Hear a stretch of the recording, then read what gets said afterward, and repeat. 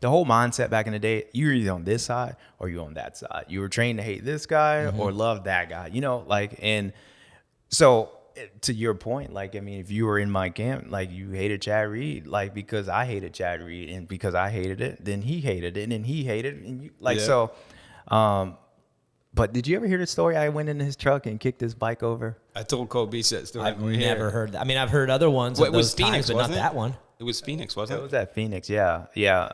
That's awesome. Yeah, I mean, I Who think it's does that? Me, I Who did does it. Like, that? dude, I karate chopped that thing. I was so mad. Like, so my mechanics, you know, at Phoenix, I was already What year hurt. was it? 2010. Yeah, 2010. Chad was on the Kawasaki. He was struggling that year.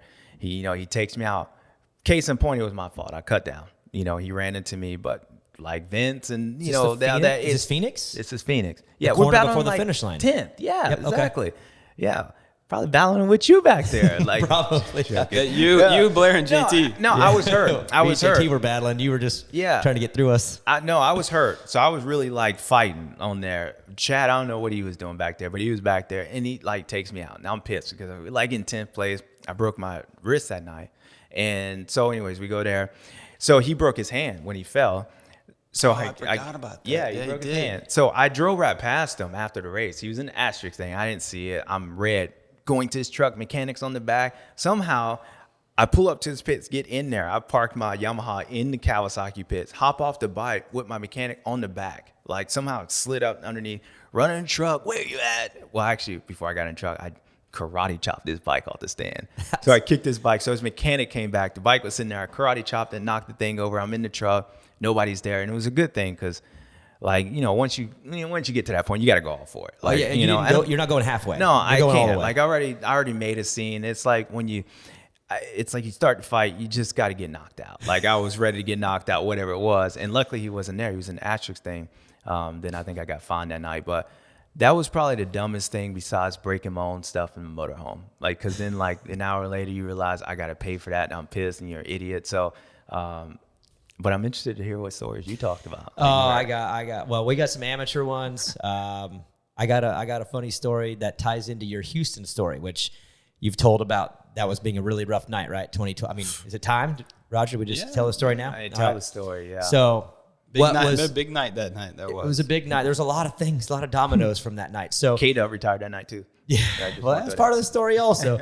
So I was racing 450 class that year and not doing well. I was just more making the night show money and just didn't know what to do with my life. So I'm just trying to make that cash.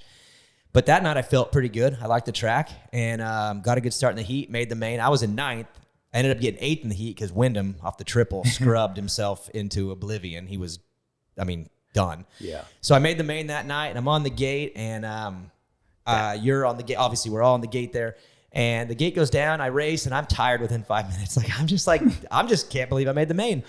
And all of a sudden I see you on the side because that one rhythm on the side was dirty with that 3-on table. I didn't even do it. I just did the slow, careful line. But I see you're out and you're laying there and you're done for the night. I finished the main event, go back to the truck, and I had this weird feeling of like, I don't want to race Supercross anymore. Like, I just don't want to do it. I'm like, man, I don't even want to go to Seattle. Like, I don't even want to do any more of these things. And they were like kind of joking. They're like, well, you beat James Stewart. Like, why don't you just end it right now and be done? And I did. I called the AMA, all my pre-entries. I got them all returned, and I quit racing that night. That was my last Supercross ever, and I bragged to everybody all the time. I beat James Stewart that night. There's no better way to end a career. So that's funny. That's amazing, actually. That we basically retired same night. I mean, I still have nightmares about that, and that was an awkward day, man. Like, it was an awkward day because I got knocked out like 2 weeks before that at Indy, and then I missed Toronto and then came back.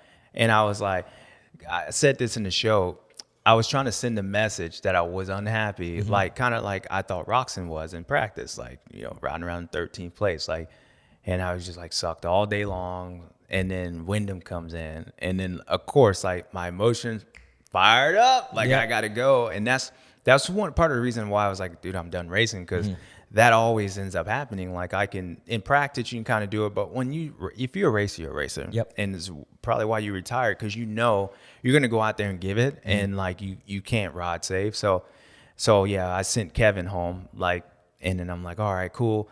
I think I crashed in the first corner or somewhere. I crashed at some point. Coming up, I see Jason Thomas. I'm like, I ain't letting this happen. And dude, that thing ballooned on me. And in my ear, I'm like, no.